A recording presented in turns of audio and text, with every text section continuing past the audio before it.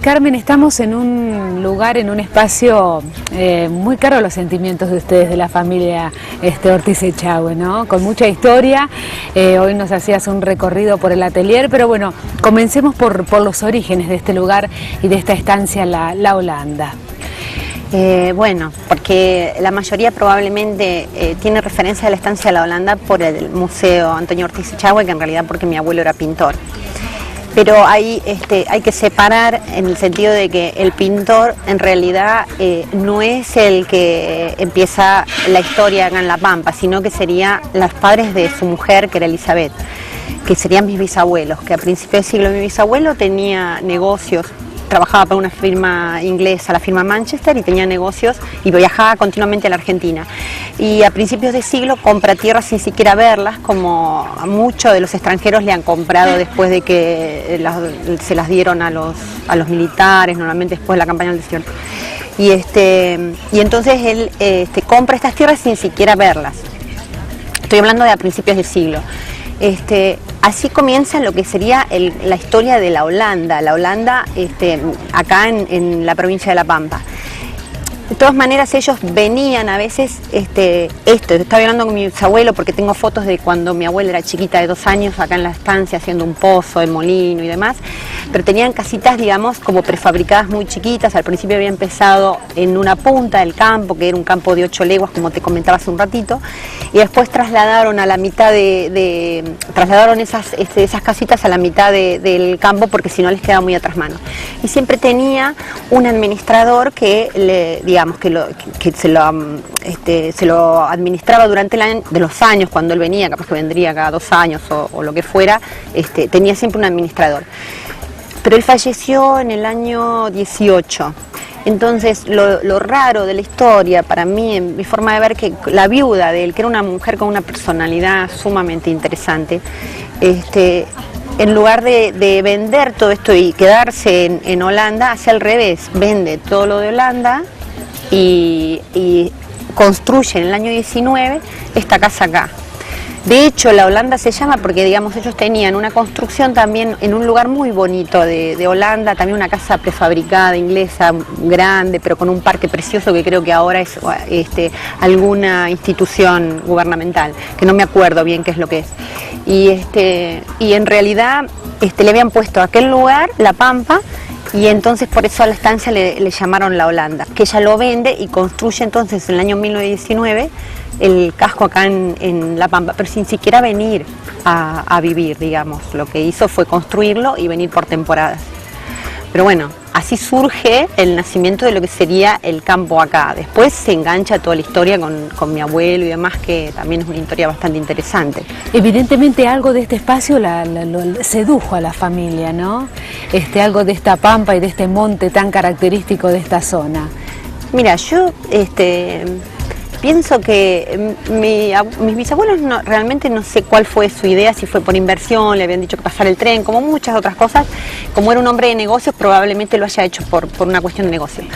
Que la historia va así, porque después el contacto que tiene con el pintor, que uno pregunta, por eso te digo que a veces confunden que el pintor compró estas tierras o por qué está acá. Bueno, está acá justamente porque esta bisabuela nuestra era una apasionada de todo lo que tuviera que ver con arte español, España y demás.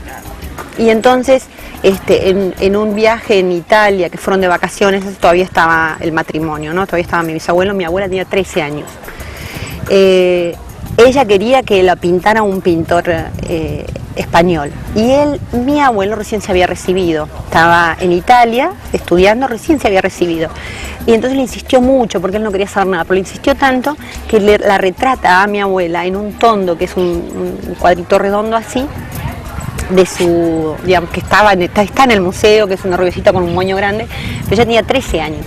Entonces mi bisabuela se lleva ese cuadrito a Holanda y a todo el mundo se quedó encantado con el retrato. Entonces ella le ofrece y le dice: mira, te conseguí tanto trabajo por tantos florines. Era tan concreto lo que le había dado como oferta, que entonces él, sin ninguna opción y ya necesitando independizarse de sus padres y demás, dijo: bueno, sí, me voy a Holanda. Sí surge una amistad entre la familia. Ellos amistad porque mi abuela en realidad era una chica joven, Claro. es más, siempre me acuerdo que ella decía, para mí era como mi hermano, pues la llamaba a andar en bicicleta, digamos, cuando era más chica, ¿no? Y las diferencias inclusive eran mínimas porque ella tenía 13, mi abuelo tenía 26 y mi bisabuela tenía 39, o sea que mi bisabuela también era una mujer súper joven, Claro. que en ese momento seguramente tenía como más afinidad con mi bisabuela que con mi abuela, porque mi abuela era chiquita en ese momento. Y surge una amistad muy grande con esa familia, porque lo invitaron a venir a la Argentina, que él vino más por las cuestiones del campo, pero él quedó en Buenos Aires retratando gente y haciendo contacto. Después falleció mi bisabuela en el año 18 y entonces él vuelve otra vez a tener ese contacto fuerte con los Smith, que es la familia holandesa, y ahí es cuando empiezan con mi abuela, que ya tenía 19 años, y entonces le propone matrimonio en el año 19. Por eso en el 19 ella vende todo allá, o sea, queda viuda mi bisabuela en el 18, vende todo en Holanda, se viene con ellos de luna de miel a la Argentina y ella viene acá y empieza justamente a encargarse de lo que le había dejado el marido, que eran sus tierras. Pero ahí empiezan ellos dos, mi abuelo y mi bisabuela, una vida de bohemio en realidad, porque si vos te pones a pensar, los caracteres de ellos dos eran uno igual al otro, a pesar de esa diferencia de edad, pues mi abuela era súper enamorada de la música, el arte, la poesía. Y bueno, había que seguirle al ritmo de este artista, porque fue un artista realmente que desde muy chiquito supo lo que quería, con 14 años. Peleó mucho con sus padres, siempre quiso mucho a su mamá porque lo apoyó en el arte.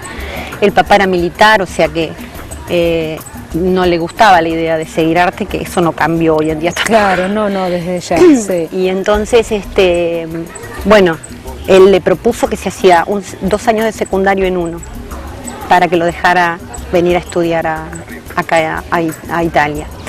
Y entonces el padre le dijo, bueno, sí, estoy de acuerdo, y lo hizo, y cuando se fue, que estuvo a cargo de un tío que vivía en Italia, le dijo, bueno, pero si los profesores dicen, te doy 1 año, si los profesores dicen que sos bueno, te dejo seguir estudiando, si no, vas a tener que cambiar de carrera. Entonces tuvo doble incentivo, uno que le gustaba, Claro.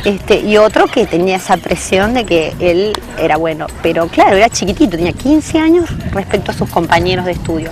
Entonces tuvo, entre la pasión que tenía por el arte y la escuela que tuvo de artista, fue maravillosa, porque estuvo estudiando en Francia, que fue la primera vez que fue en París, y después fue a la escuela española en Roma, o sea que de 4 años, muy intensos, ganó su beca, digamos.